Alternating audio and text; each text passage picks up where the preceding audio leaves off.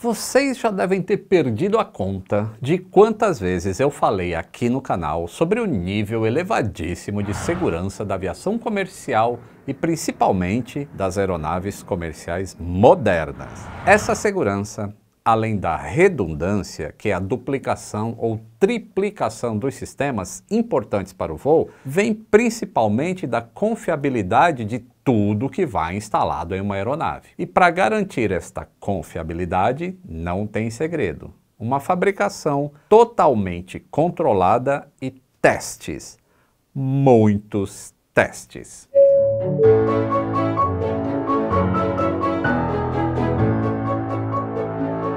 Saudações aeronáuticas, tudo bem com vocês?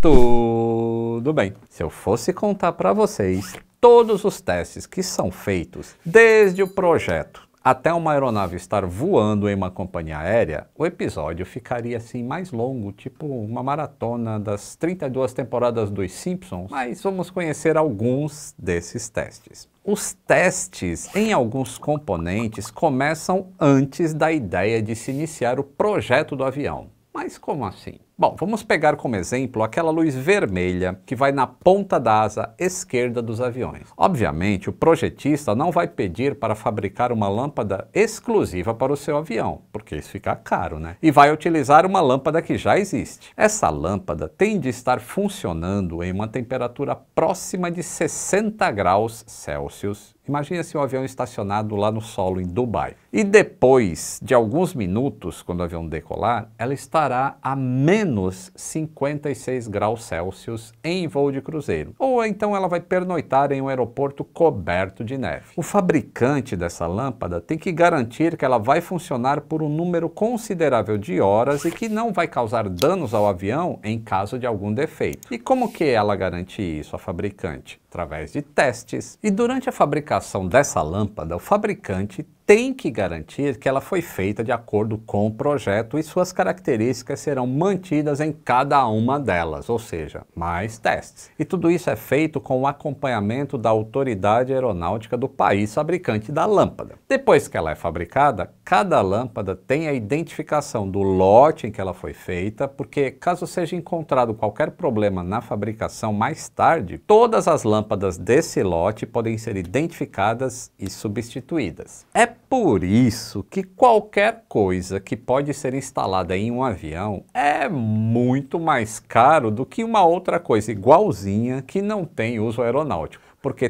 todos esses testes saem muito caros. Eu lembro lá na época de Congonhas, lá anos 80, sabe, início dos anos 80, tinha uma lâmpada específica no Electra que ela encaixava num Fusca ou, sei lá, num carro da Volkswagen. E o pessoal às vezes subtraía essas lâmpadas para usar no carro. Imagina a durabilidade em relação a uma lâmpada de carro. Então, quando o projetista escolhe aquela lâmpada da luz vermelha, ele já sabe que atende todos os requisitos para aquela peça estar no avião. E aí, nesse caso, a gente diz que ela está qualificada para o uso aeronáutico. E isso acontece com cada chapa de alumínio, com cada parafuso, porca, rebite e qualquer outro material que será usado na fabricação de um avião. Já o motor é um caso à parte. Para poder ser aprovado, ele passa por um processo de testes tão rigoroso quanto o do próprio avião. Além do teste de todas as suas partes, também tem os testes de funcionamento, onde colocam o motor em uma instalação especial. E com ele funcionando, começa a jogar umas coisas lá para dentro, tá? Injeta umas grande quantidade de água, gelo, simulam colisão com aves e até explodem uma das pás do fan para assegurar que não existe o risco dela ultrapassar a carcaça do motor e atingir alguma área crítica da aeronave. Também são feitos ensaios com o motor em voo instalado em uma outra aeronave, que é uma aeronave de testes dos fabricantes dos motores. Já tivemos, por exemplo, o motor do 777 ou do A380 instalado em um Boeing 747 e motores menores instalados ao lado da fuselagem de um 757 para testes, como essa foto aí que eu tirei em Guarulhos. Voltando ao avião. Ainda na fase de projeto, diversas análises são feitas para garantir a segurança da instalação deste motor. Caso uma parte de uma turbina ou compressor se desprenda e saia do motor, não pode haver a possibilidade de que esse pedaço venha a atingir alguma parte crítica do avião, como perfurar o tanque de combustível, por exemplo. E isso já tem de ser evitado no desenho da aeronave. Outras características de segurança também serão definidas ainda na fase inicial do projeto. Não pode haver o risco de vazamento de combustível em caso de um pouso sem os trens de pouso, por exemplo. Uma vez que o projeto é congelado, se inicia a fabricação dos primeiros protótipos e, junto com isso, já começam a ser escritos os procedimentos de teste e de manutenção que deverão ser feitos quando aquele avião entrar em operação. Os outros manuais também entram em confecção bem nessa hora. Mas já se escreve essas coisas antes mesmo de ter um avião pronto?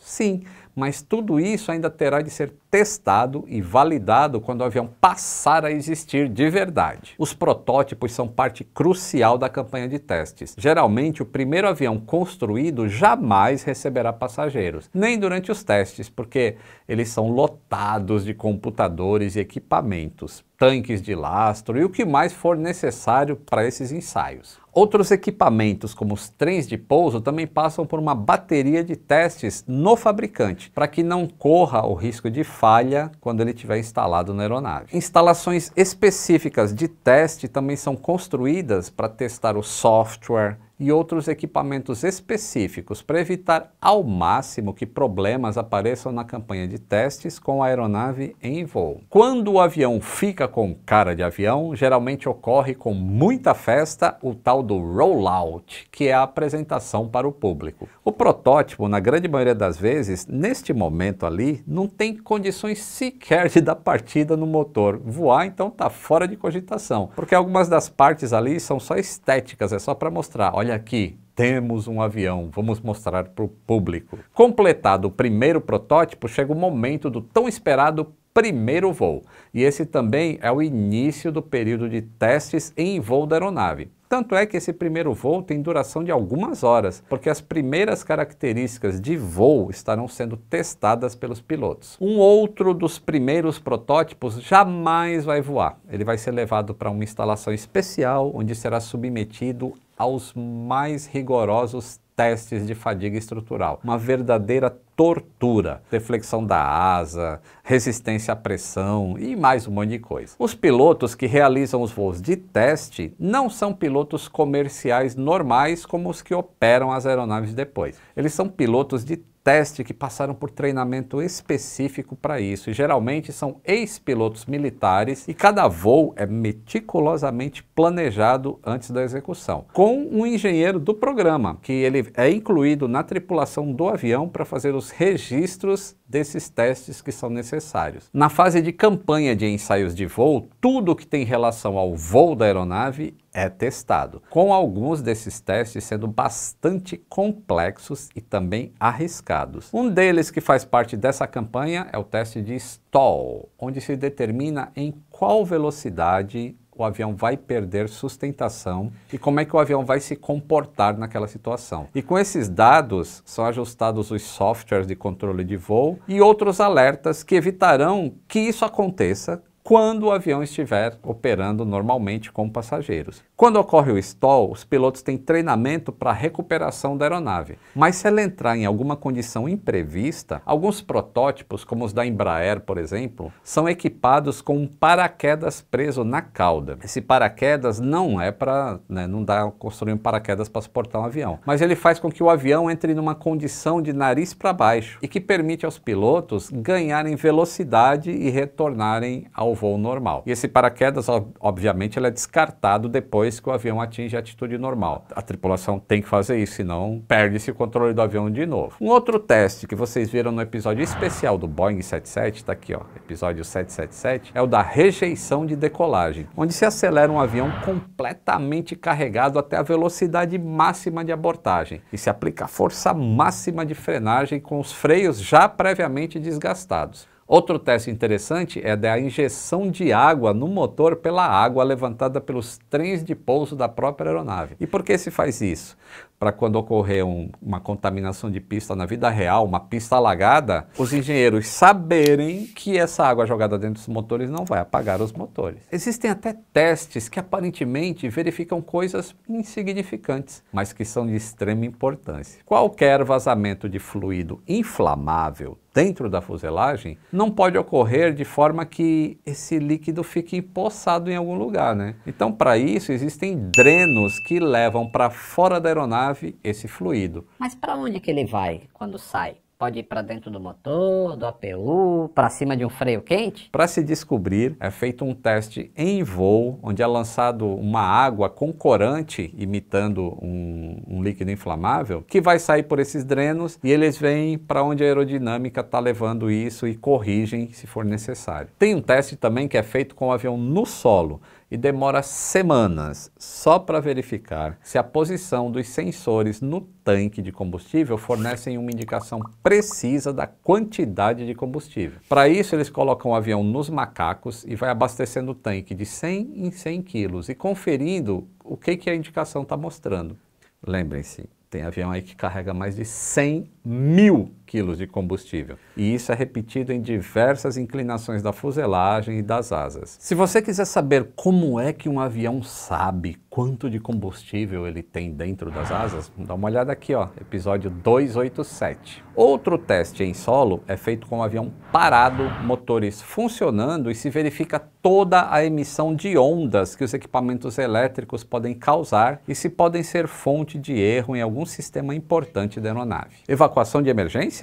Também tem teste para isso. O avião é colocado em um local totalmente escuro e todos os ocupantes devem sair em 90 segundos utilizando apenas metade das portas. Quais portas que vão estar abertas? Ninguém sabe. Isso só é definido pelo gerente que está controlando o teste. E todas as pessoas que participam desse teste são voluntários. Fora isso, tem os testes de performance, testes de falha de motor na decolagem ou em voo, partida de motor em voo, teste de velocidade máxima, teste de formação de vapor na linha de combustível, teste de G negativo, do nível de ruído em solo, operações em altas e baixas temperaturas, aeroportos em grandes altitudes e mais um monte de teste. E por falar em baixas temperaturas, como nem sempre é possível encontrar um aeroporto com as condições ideais, existe um laboratório de testes que é uma mistura de forno com freezer e que é usado para testar os aviões em diferentes condições de temperatura, variando de 47 graus positivos até 40 graus negativos dentro do hangar. O laboratório climático McKinley, na Flórida, é um desse tipo. Ele tem 6 câmaras, sendo que a câmara principal é o maior hangar de aeronaves isolado conhecido. O tamanho da câmara permite testar aviões como o A380 e o C-5 Galaxy, que são dos maiores aviões do mundo. E por ser isolado termicamente, só a porta do hangar, que é construída em 2 seções, pesa 200 toneladas cada seção. Um teste bem impressionante de se ver é o de pouso com vento cruzado, com o avião fazendo aproximação de ladinho em relação à pista de pouso. Existe uma pista da NASA localizada na base de Edwards e outra no aeroporto de Keflavik, na Islândia, que a posição das pistas é propícia para fazer esses testes durante grande parte do ano. Então veja, isso já é testado. Aí depois tem canais aí no YouTube que ficam mostrando ventos cruzados e as pessoas, meu Deus, olha que perigo. Tá tudo testado, pessoal. Existe também um outro teste em que a aeronave levanta o nariz antes que chegue na velocidade ideal para decolagem e corre pela pista arrastando a cauda no chão até conseguir sair do chão. Nesse teste se determina qual que é a velocidade mínima para a decolagem. Essa velocidade se chama VMU, Velocity Minimum Unstick. Como eu disse no início, esses são apenas alguns dos testes, já que tudo é ensaiado. E depois que todo o programa de ensaios é realizado e aprovado pelas autoridades, o avião pode ser entregue ao cliente, não sem antes passar por um teste de entrega na fábrica e outro teste de aceitação pela companhia aérea. E depois? Bom, depois ele vai entrar em operação e vai voltar a passar por testes em maior ou menor grau. Depende de que revisão que foi feita ou alguma ação de manutenção efetuada. Quanto teste, não? Agora dá para entender por que um avião comercial é tão caro e tão seguro, não é mesmo? Se gostou, deixa o likezão aí, se inscreva no canal se não for inscrito, considere apoiar o conteúdo por apenas R$ 2,99 e você ganha benefícios e seu nome nos créditos. Um grande abraço e até o próximo voo!